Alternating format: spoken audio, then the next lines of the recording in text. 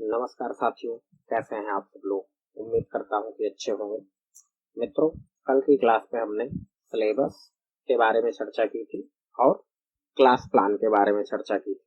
तो class plan के अंतर्गत हमने आपको बताया था कि जो हमारा पढ़ने का क्रम होगा उसमें हमारी जो पहली क्लास होगी उसमें हम लोग इंट्रोडक्शन जानेंगे। तो इंट्रोडक्शन किसका जानना है हमको? इकोनॉमिक्स एंड इकोनॉमी का, अर्थात अर्थशास्त्र एवं अर्थव्यवस्था का हमको परिचय जान लेना है। फिर उसके साथ जो अन्य टॉपिक इससे रिलेटेड है उन बिंदुओं पर हमको चर्चा करनी है। तो आइए सबसे पहले हम लोग रूपरेखा देख लेते हैं कि क्या क्या हमको पढ़ना है। तो नंबर 1 बात तो हमको पढ़ लेनी है अर्थशास्त्र एवं अर्थव्यवस्था के बारे में। अर्थशास्त्र क्या है एवं अर्थव्यवस्था क्या है। दूसरी बात जो हमको पढ़नी है वो है उत्पादन के कारक। उत्पादन के कारक। तीसरी बात जो हमको पढ़नी है इसी से रिलेटेड वो है प्रमुख आर्थिक क्रियाएं। प्रमुख आर्थिक क्रियाएं। फोर्थ नंबर जो बात हमको पढ़नी है वो पढ़नी है अर्थव्यवस्था के प्रकार, टाइप्स ऑफ इकोनॉमी।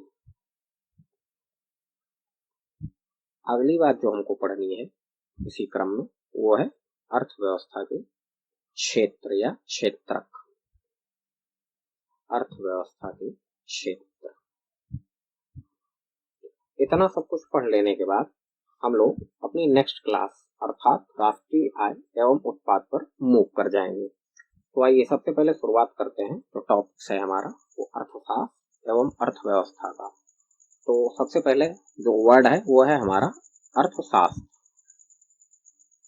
अर्थशास्त्र अंग्रेजी में इसके लिए शब्द हमने आपको बताया है, जैसे उम्मीद है आपको पता ही रहा होगा पहले से ही। इसको हम लोग इकोनॉमिक्स कहते हैं। अब इस अर्थशास्त्र शब्द को अगर हम लोग ध्यान से देखें क्या मतलब है इसका, तो इसमें दो शब्द हमको नजर आएंगे। एक शब्द तो नजर आ रहा है अर्थ, दूसरा है शास्त्र।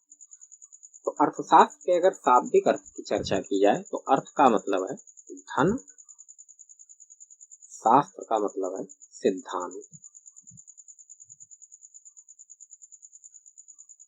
अर्थात उन सभी सिद्धांतों का संग्रह, जितने भी सिद्धांत लिखे गए हैं उनका संग्रह जो किससे संबंधित होता है? धन से संबंधित होता है। उसे ही क्या कहा जाता है? अर्थशास्त्र कहा जाता है। ये तो इसकी शाब्दिक परिभाषा हो गई। अब जैसा कि आप लोग जानते हैं कि कोई भी सब्जेक्ट अगर हम पढ़ते हैं तो उसमें कुछ ना कुछ सिद्धांत अवश्य होता है। जैसे जब हम फिजिक्स पढ़ते हैं तो फिजिक्स में आप जानते हैं Newton first law, second law, ठीक है, और गैलीलियो सर का जो जड़त्व का नियम है। तो ये सारी चीजें क्या है? ये सब के सब क्या है? सिद्धांत। मैथ्स में जो सिद्धांत होते हैं उनको हम लोग थ्योरम कहते हैं। तो भूगोल में आ जाइए इसी क्रम में, तो भूगोल में आप पढ़ते हैं प्लेट विवर्तनकी का सिद्धांत।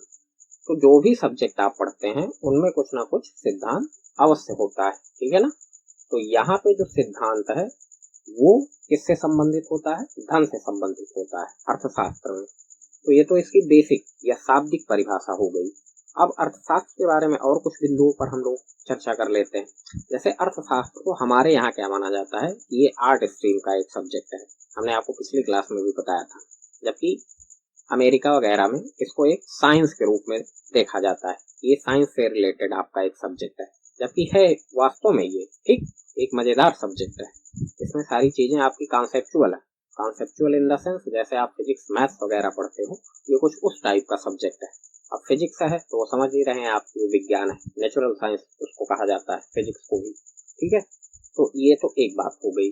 अब अर्थशास्त्र बेसिकली करता क्या है? अर्थशास्त्र के जरिए हम लोग क्या करते हैं? मानव व्यवहार का भी अध्ययन करते हैं। तो एक बार इसकी परिभाषा हम लोग जान लिए कि जो शाब्दिक अर्थ है वो धन का शास्त्र है, अर्थात धन का सिद्धांत है। अब फिर से एक बार सुन लीजिए, अर्थात वह सभी सिद्धांत जिनका प्रयोग करके किसी देश में दुर्लभ संसाधनों का आवंटन किया जाता है, उन्हीं सिद्धांतों के संग्रह को ही क्या कहा जाता है? अर्थशास्त्र कहा जाता है, ठीक है।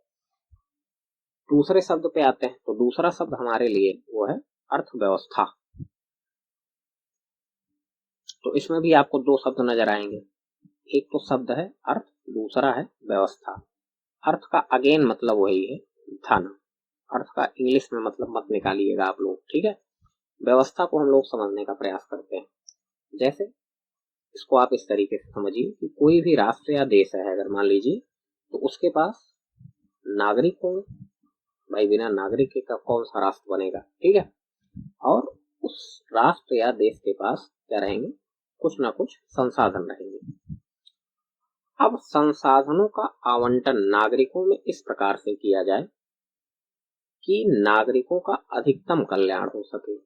संसाधनों का आवंटन नागरिकों में इस प्रकार से किया जाए कि नागरिकों का क्या हो, अधिकतम कल्याण हो।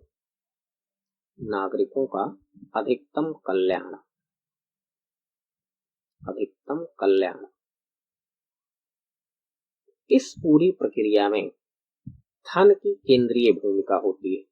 जैसे आप एग्जाम्पल से बात समझिए कि मान लीजिए सैमसंग कंपनी हमारे यहाँ इन्वेस्टमेंट करना चाहती है, कंपनी लगाना चाहती है, फैक्ट्री लगाना चाहती है। अब उसको लगाने के लिए क्या चाहिए होगा, भूमि। तो भूमि क्या है, एक प्रकार का संसाधन। इस भूमि का स्वामित्व मैं मान लेता हूं कि सरकार के पास है। तो अब सैमसंग को भूमि चाहिए अपना प्लांट लगाने के लिए, अपनी फैक्ट्री लगाने के लिए। तो सैमसंग क्या करेगी, सरकार से भूमि को लेना चाहेगी। तो मान लीजिए भूमि सरकार द्वारा सैमसंग को आवंटित कर दी गई। अब भूमि चूंकि फ्री में तो आवंटित की नहीं गई होगी, तो यानी सैमसंग ने भूमि के बदले सरकार को क्या दिया होगा, धन दिया होगा।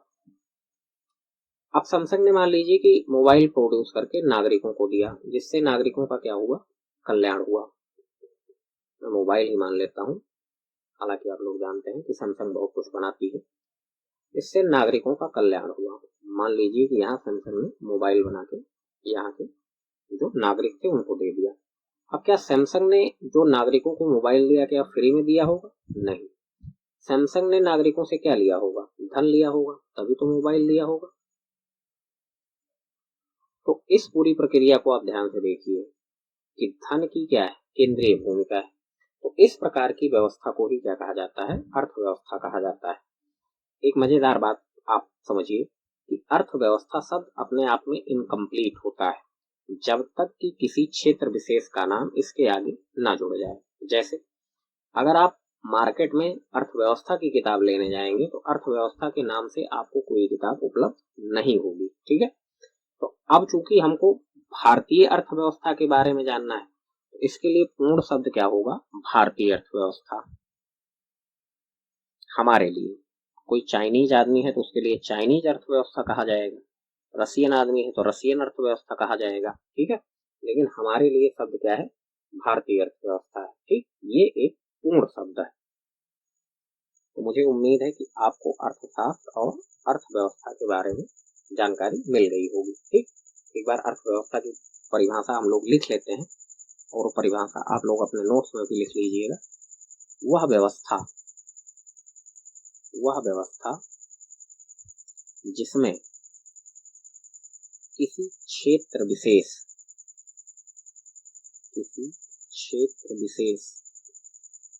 में संसाधनों का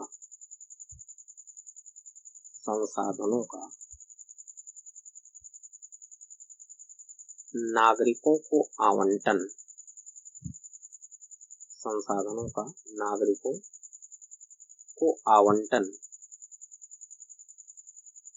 इस प्रकार से किया जाता है,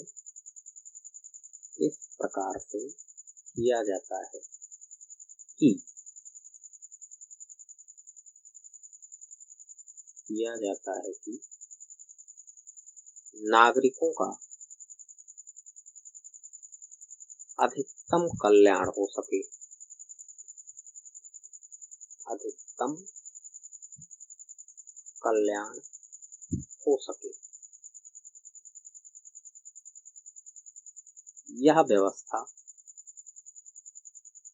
अर्थव्यवस्था कहलाती है। यह व्यवस्था अर्थव्यवस्था कहलाती है।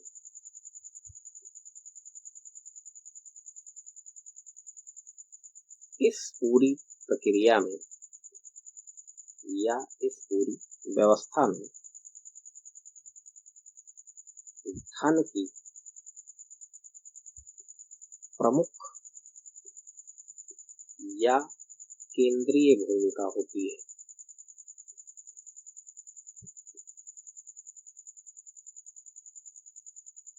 केंद्रीय भूमिका होती है। हमने आपको शुरुआत में ही बता दिया कि जब तक क्षेत्र विशेष आगे लगेगा नहीं तब तक अर्थव्यवस्था शब्द अपने आप में क्या रहेगा, इनकम्प्लीट रहेगा। इस प्रकार की व्यवस्था है वो अर्थव्यवस्था कहलाती है। तो हमारे लिए जो परफेक्ट शब्द होगा वो भारतीय अर्थव्यवस्था होगा। ये तो एक बात हो गई हमारी। अब आइए हम लोग ये समझने का प्रयास करते हैं कि अर्थशास्त्र एवं अर्थव्यवस्था में क्या संबंध है। अर्थशास्त्र एवं अर्थव्यवस्था में संबंध।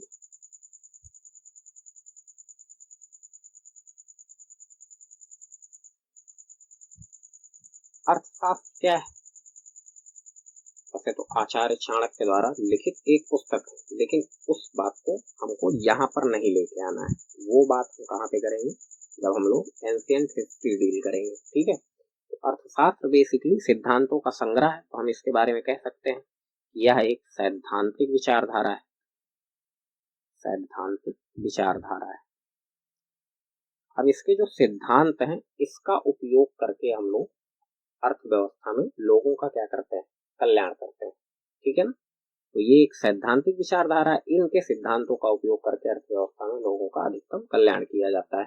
तो दूसरे शब्दों में हम लोग ये कह सकते हैं कि अर्थशास्त्र जो है वो एक थियरी है और अर्थव्यवस्था क्या है, उसका एप्लीकेशन है। ठीक। तो ये बात हो गई हमारी अर्थशास्त्र और अर्थव्यवस्था में क्या संबंध है। तो हमको पता चला कि अर्थशास्त्र थियरी है, अर्थव्यवस्था जबकि क्या है, उसका एप्लीकेशन है। अब आइए कुछ और बिंदुओं पर चर्चा करते हैं।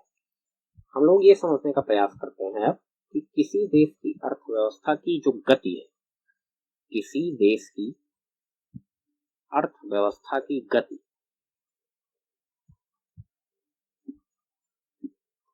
अर्थव्यवस्था की गति दो प्रमुख कारणों से रुक जाती है। आपसे कोई पूछे किन प्रमुख कारणों से रुक जाती है, तो उसका आंसर है दो प्रमुख कारण। अब ये दो प्रमुख कारण क्या क्या है, हम लोग आइए समझते हैं।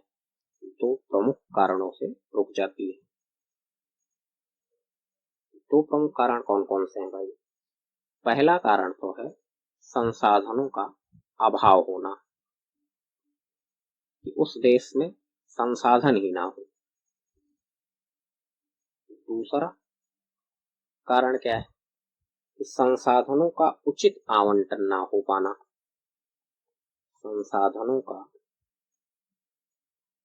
उचित आवंटन ना हो पाना, आवंटन ना हो पाना।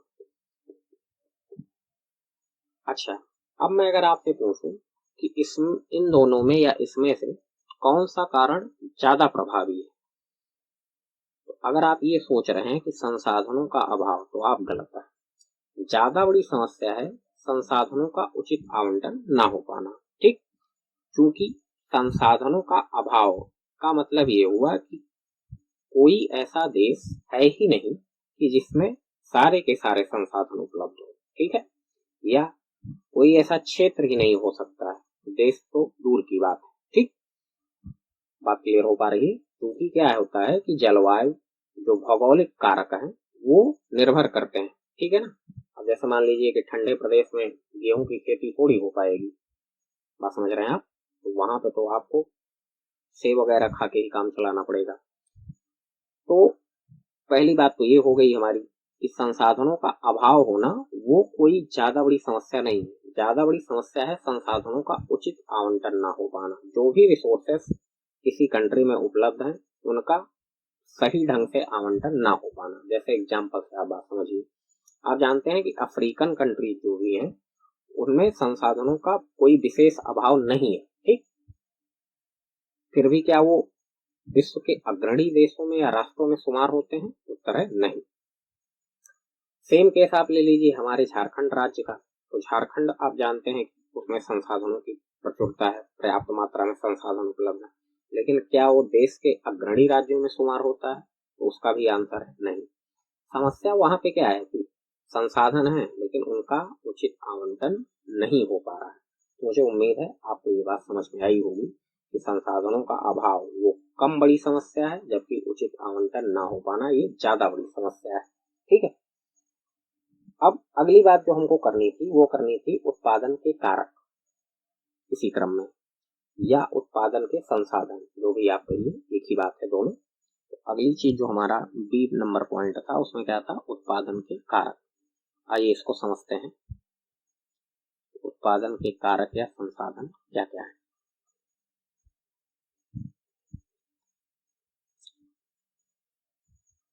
अर्थशास्त्र के अनुसार उत्पादन के 4 संसाधन माने गए। उत्पादन के 4 संसाधन माने गए। इसमें तो एक शब्द आ रहा है आपका उत्पादन। पहले आइए उत्पादन का मतलब समझ लेते हैं। उत्पादन का क्या मतलब है? उत्पादन होता है वस्तु और सेवा का, वस्तु एवं सेवा का। ठीक है, मैं यहीं पे लिख देता हूँ। वस्तु यहाँ लिखनी चाहिए थी, सेवा इधर लिखना चाहिए था, लेकिन चलिए ठीक। वस्तु को हम लोग कहते हैं गुड्स और इसको हम लोग कहते हैं सर्विस। अब इन दोनों में क्या अंतर है वस्तु एवं सेवा में, इसको हम लोग समझ लेते हैं। वस्तु जो होती है उसका भौतिक स्वरूप होता है, फिजिकल फॉर्म होता है, भौतिक स्वरूप होता है। अब अगर भौतिक स्वरूप है तो इसका मतलब इसकी बीमाएं होंगी, जबकि सेवा क्या है? इसका वाइस वर्सा, उल्टा, जस्ट अपोजिट। वस्तु का भौतिक स्वरूप है तो इसका भौतिक स्वरूप नहीं होता है। अब जब भौतिक स्वरूप ही नहीं तो काहे की बीमा, है कि नहीं भाई?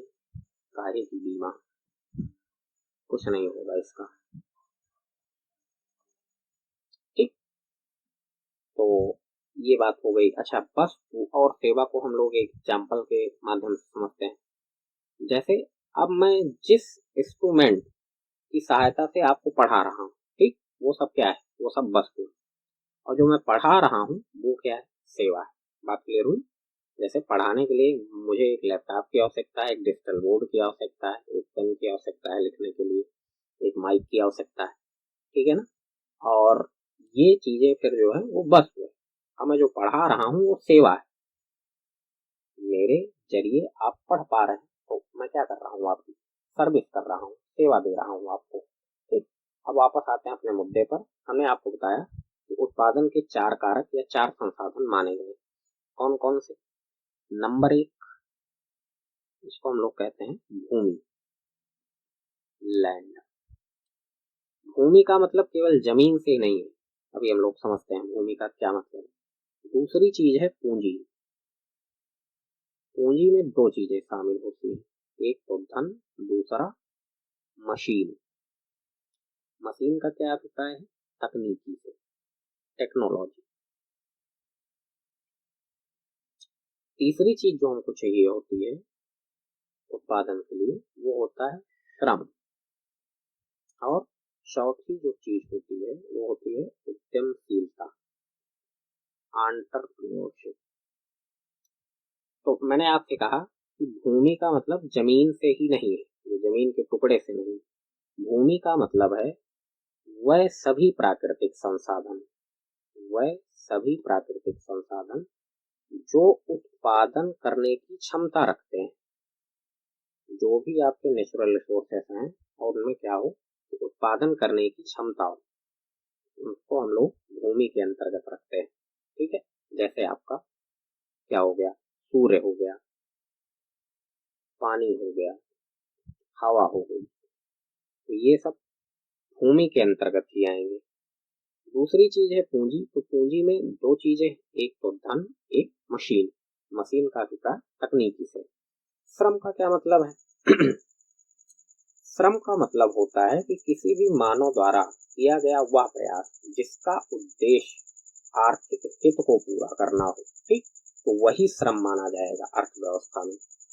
फिजिक्स में तो आपने अगर काम कर दिया, चल दिया, तो वो आपका श्रम माना जाएगा, ठीक है, आपने कार्य किया। लेकिन अर्थव्यवस्था क्या करती है कि वो धन को ही देखती है, ठीक है ना। इस सब्जेक्ट का तो यही एक खास अंदाज है कि धन के अलावा अगर कोई बात की जाएगी तो समझ लो पाप माना जाएगा। बात क्लियर हो गई? जैसे आप बात समझिए, मान लीजिए कि आप बाजार जाते हैं सब्जी लाने के लिए, और वहां पे आप देखते हैं कि एक बुजुर्ग आदमी वो रिक्शा खींचता है, जो कि और उसकी थोड़ी सी तबीयत खराब है और वो रिक्शा खींच पाने में असमर्थ है।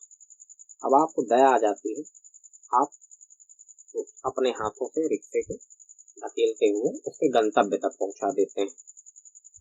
तो क्या आपने श्रम किया? आप कहेंगे हाँ सर श्रम तो किया, लेकिन श्रम करने की कंडीशन क्या है, पहले ये तो समझ लीजिए।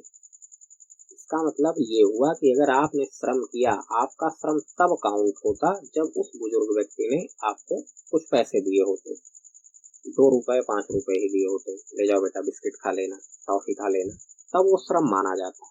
लेकिन आपने मानवता के नाते, आपको दया आई, इस वजह से आपने उसकी मदद कर दी, तो ये अर्थव्यवस्था के हिसाब से श्रम नहीं माना जाएगा, ठीक। अगली चीज है उद्यमशीलता।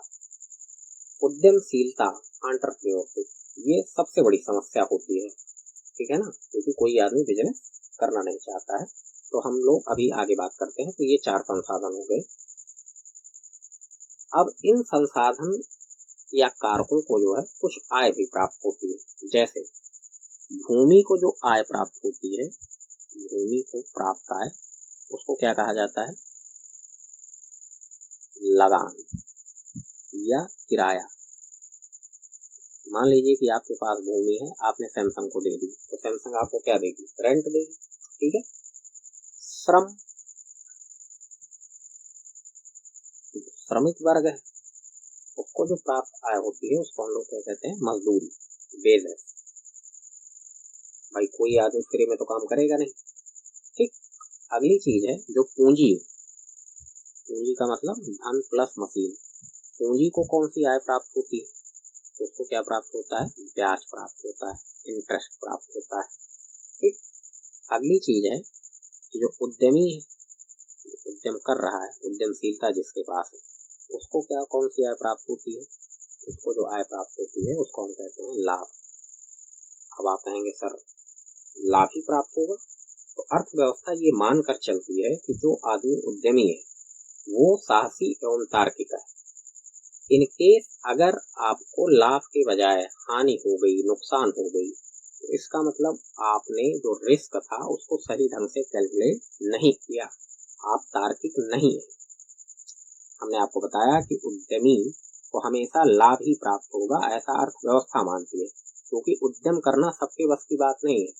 अर्थव्यवस्था ये मानती है कि जो उद्यमी व्यक्ति है वो साहसी और तार्किक है, उसकी निर्णय लेने की क्षमता, सोचने विचारने की क्षमता वो अत्यधिक है एक नॉर्मल पर्सन की तुलना में, ठीक। तो रिस्क जो है वो आपको पहले ही कैलकुलेट कर लेना चाहिए अगर आप उद्यमी बनना चाह रहे हैं। अगर आप ये नहीं कर पा रहे हैं तो आप उद्यमी नहीं बन पाएंगे, सीधी सी बात, दिवालिया हो जाएंगे, ठीक। अच्छा, तो ये तो बात हो गई।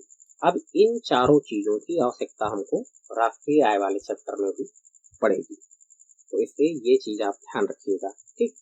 अब हम लोग ये समझने का प्रयास करते हैं कि भारतीय अर्थव्यवस्था में किन चीजों की कमी है। जैसे 4 चीजें, एक तो है कि भूमि, दूसरी चीज है आपकी पूंजी, पूंजी में 2 चीजें हैं, धन प्लस मशीन, श्रम और उद्यमशीलता।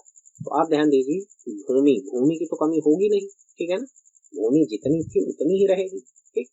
आकार भले आपका छोटा बड़ा हो जाए, बात क्लियर हुई। जैसे मान लीजिए कि आपके पास 1 बीघे जमीन थी, आपने आधे बीघे में कुछ बनवा लिया, आप मान लीजिए कि अपना घर बनवा लिया, तो आपके पास आधी बीघा जो जमीन है वही काम की रहेगी, उसमें आप कुछ करते हैं। पहले मान लीजिए कि आप वही 1 बीघे में करते थे, तो भूमि तो वही की वही रही, आप उसको दूसरी चीजों में यूटिलाइज कर रहे हैं, बात क्लियर हो रही। अगली बात है श्रम। श्रम की कमी क्या हमारे यहाँ है? नहीं, श्रम की कमी नहीं है, क्योंकि आप जानते हैं कि हम लोग दूसरी सबसे बड़ी आबादी वाले देश हैं, ठीक है, और सबसे युवा देश है। हमारे यहाँ जो औसत एज मानी गई है वो कितना है, 27.5 लगभग, ठीक। तो दो कमियां हैं हमारी अर्थव्यवस्था में, वो कौन कौन सी? एक चीज है पूंजी की कमी है हमारे यहाँ, और दूसरी चीज है वो उद्यमशीलता की कमी है। बात क्लियर हुई? उद्यमी कोई बनना ही नहीं चाहता है, ये ज्यादा बड़ी समस्या है। हर आदमी सोचता है, आपने आसपास अपने कई लोगों को देखा होगा जिनके पास बहुत पैसे हैं, लेकिन वो उद्यम करने का नाम ही नहीं लेते हैं, उनको डर लगा रहता है। या आदमी की एक कॉमन मेंटेलिटी है कि हम भैया अपना 9 to 5 जॉब करते हैं, हमको एक बढ़िया ठीक ठाक नौकरी मिल जाए, 60-70-80 हज़ार रुपये महीने के मिलते रहें, और इन सब पछड़ों में पड़े, क्या हो क्या ना हो कुछ अता पता तो है नहीं, ठीक। तो ये समस्या है। अच्छा, पूंजी में आपको दो बातें हैं, एक तो धन प्लस मशीन। अब मैं अगर आपसे पूछूं इन दोनों में कौन सी बड़ी समस्या है, धन की समस्या बड़ी है या मशीन अर्थात तकनीकी की समस्या है? तो अब आप में से कुछ लोग कहेंगे सर धन की समस्या है, कुछ लोग कहेंगे आप मशीन। तो जो मशीन कहना चाह रहे हैं वो अपनी जगह 100% राइट है। धन की बहुत बड़ी समस्या नहीं है हमारे पास, ठीक है ना। आप देखते ही होंगे कि बिलियनियर्स जो है उनकी संख्या बढ़ती ही जा रही है, यूनिकॉर्न भी हमारे यहाँ बढ़ते जा रहे हैं। समस्या हमारे पास किसकी है, हम किस पे मात खा जा रहे हैं? हम मात खा जा रहे हैं कि हमारे पास जो मॉडर्न टेक्नोलॉजी है वो नहीं है। बात क्लियर है? धन की समस्या है, उससे मैं इनकार नहीं कर रहा हूँ, लेकिन धन और मशीन की तुलना में अर्थात तकनीकी की तुलना में धन की समस्या ज्यादा जटिल या ज्यादा बड़ी नहीं। हम लोग मात खा रहे हैं, हम लोग पीछे हो जा रहे हैं, तो मशीन अर्थात तकनीक। अब आइए एक बात और समझने का प्रयास करते हैं कि इन दोनों समस्याओं को दूर करने के लिए सरकार कोई प्रयास कर रही है। तो पूंजी की समस्या को दूर करने के लिए सरकार मेक इन इंडिया, ये प्रोग्राम कब लॉन्च हुआ था, चलिए आप हमें कमेंट बॉक्स में बताइए। तो मेक इन इंडिया के माध्यम से सरकार क्या कर रही है कि विदेशी कंपनियों को, जो फॉरेन कंपनियां हैं, विदेशी कंपनियां, उनको भारत में निवेश करने के लिए आकर्षित कर रही है, ठीक, विदेशी कंपनियों को। अब जब ध्यान से सोचिए, अगर विदेशी कंपनियां हमारे यहाँ आकर इन्वेस्ट करेंगी तो अपने साथ पैसा लाएंगी, और पैसा लाने के साथ साथ अपनी तकनीकी अर्थात मशीन को भी तो लेके आएंगे। तो इससे हमको क्या मिलेगा, ट्रांसफर ऑफ टेक्नोलॉजी हो जाएगी। तो हमारे यहाँ जो तकनीकी की समस्या है उसमें हम लोग तुलनात्मक रूप से सुधार कर सकते हैं, ठीक। तो ये तो पूंजी अर्थात पूंजी की समस्या को दूर करने के लिए ये सरकार द्वारा उठाया गया कदम है। अब धन आएगा तो उससे हमारा विदेशी मुद्रा भंडार भी बढ़ेगा, ठीक है ना। उद्यमशीलता को बढ़ावा देने के लिए सरकार क्या काम कर रही है? उद्यमशीलता को बढ़ावा देने के लिए आपने सुना होगा स्टार्टअप योजना, मुद्रा योजना, इन समस्त योजनाओं के जरिए हम लोगों को उद्यमी बनाने की कोशिश कर रहे हैं, ठीक है। चलिए भाई, ये तो बात हो गई। अब ये समझते हैं कि किसी भी देश में जो दो प्रमुख समस्याएं हैं, या क्या क्या प्रमुख समस्याएं हैं, आमतौर पर वैसे दो ही होती है, दो ज्यादा बड़ी होती है, एक आप एडिशनल हम लोग जोड़ सकते हैं अपनी तरफ से। जैसे अब हम लोग ये समझ लेते हैं कि देश में जो प्रमुख समस्याएं हैं वो क्या क्या है। देश में प्रमुख समस्याएं,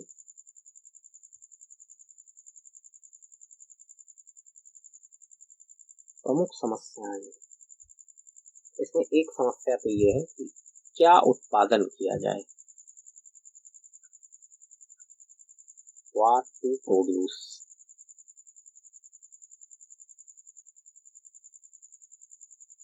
समस्या ये है कि जितने लोग उतनी बातें होती हैं, मुंडे मुंडे मकर बिन्ना। क्या उत्पादन, मान लो कि 3 धड़ा है, एक धड़ा कह रहा है गेहूं का उत्पादन करो, तो दूसरा धड़ा कहता है नहीं नहीं नहीं चावल का उत्पादन करिए, तीसरा कहता है कि नहीं भैया दाल का उत्पादन कीजिए। अब ये समस्या हो जाएगी, ठीक है। अब ये समस्या कोई भी सरकार आए फेस ही करनी है, चाहे कांग्रेस की सरकार हो या फिर बीजेपी की सरकार हो, ठीक, इन समस्याओं से कोई नहीं बच सकता। दूसरी बात है उत्पादन कैसे किया जाए, हाउ टू प्रोड्यूस, उत्पादन कैसे किया जाए का क्या मतलब, उत्पादन हम लोग दो तरीके से कर सकते हैं, एक तो हम लोग श्रम के जरिए कर सकते हैं, दूसरा हम लोग पूंजी के जरिए कर सकते हैं। अब यहाँ पे भी आलोचना है, आलोचना कैसे की जा सकती है, मान लीजिए कि आप श्रम के जरिए उत्पादन करवा रहे हैं, तो अब श्रम अर्थात लेबर, तो उससे क्या होगा कि समय ज्यादा लग जाएगा, ठीक, क्वालिटी भी उतनी अच्छी इम्प्रूव नहीं रहेगी, जो भी आइटम आपका प्रोड्यूस होके मिलेगा, ठीक है।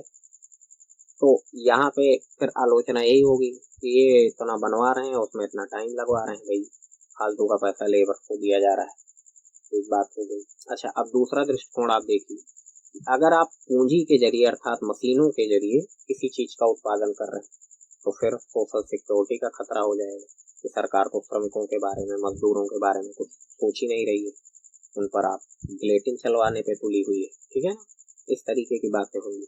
तो ये दो समस्याएं हमेशा विद्यमान रहती हैं, किसी की सरकार हो उसको फेस करना ही है। तीसरी जो एडिशनल समस्या हम लोग कह सकते हैं वो ये होती है कि उत्पादन किसके लिए किया जाए, ये भी एक समस्या है,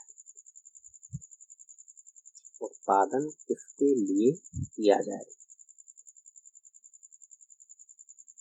हम जानते हैं कि अलग अलग वर्ग के लोग होते हैं, जैसे अब एक वर्ग होगा मान लो युवाओं का, दूसरा वर्ग आप कह लीजिए बच्चे,